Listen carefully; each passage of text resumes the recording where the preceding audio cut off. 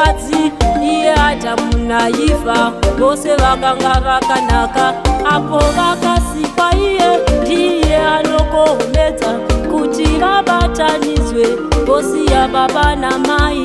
Taiva tayane mandara tikabatanidzwa saAdamu naIva, nasi tavaopi namhepo nemutemo wenyu baba wakatibatanidza. Ndizvo tinokumbirisa tirambe tiri nyama imwe, tipiwe moyo mumwe, tizobatsirana tisaparadzane murudo.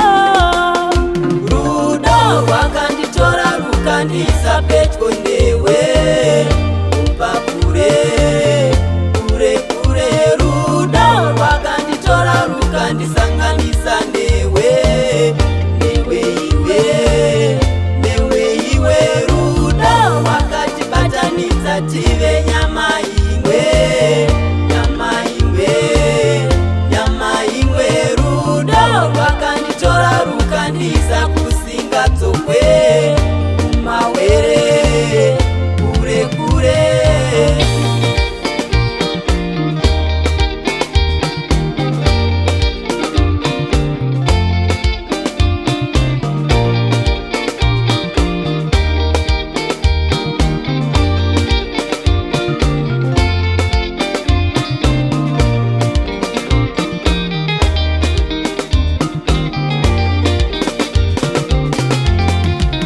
Oh Baba, ivai mubatsiri muupenyu hwedu hutsva, renekerai moyo yedu mutitungamirire, mutipe simba zvino tifambe munzira yenyu. Oh Baba, ivai mubatsiri mumba medu, rudo ruve pakati pedu, tisakundwe nenyika, tisaitwe nenyika, tigonyere pamwe. Oh Baba, ndakakuda ndinokuda, ndicharamba ndichikuda. Ndakakuda ndinokuda, ndicharamba ndichikuda. Rudo rwakanditora rukandisa pedyo newe kubva kure kure kure. Rudo rwakanditora rukandisanganisa newe newe iwe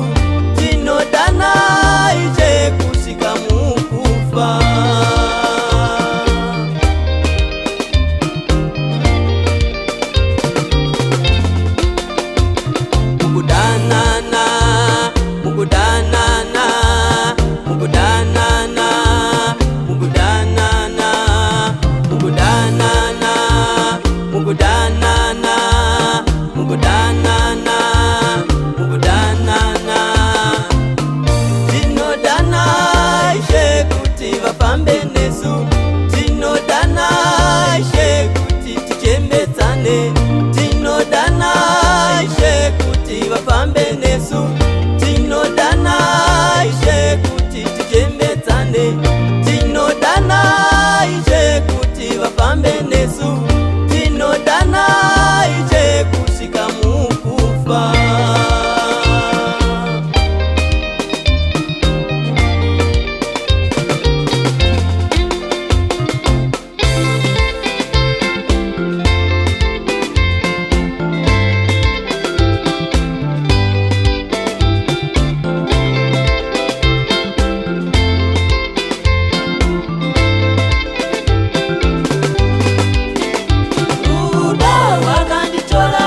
Ndiisa pedyo newe, kubva kure, kure kure. Rudo rwakanditora rukandisanganisa newe,